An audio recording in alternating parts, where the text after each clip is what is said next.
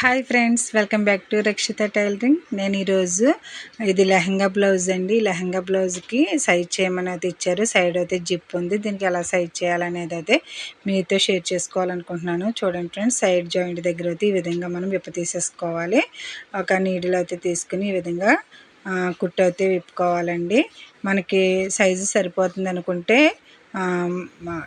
Zip అయితే తీసుకోవాల్సిన అవసరం లేదు. సైజు సరిపోకపోతే కనుక జిప్ తీసుకుని కూడా మళ్ళీ తర్వాత జాయిన్ చేసుకోవాలండి.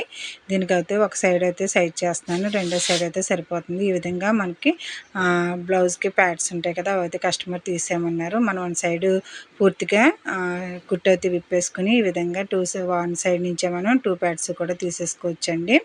ఈ కప్స్ రెండు తీసేసిన తర్వాత దీనికైతే ఫుల్ హ్యాండ్స్ బ్లౌజ్ హ్యాండ్స్ అది ఇచ్చారు. షార్ట్ హ్యాండ్ చేయమన్నారండి. నేను లైనింగ్ వేసి అయితే షార్ట్ హ్యాండ్ స్టిచ్ చేశాను.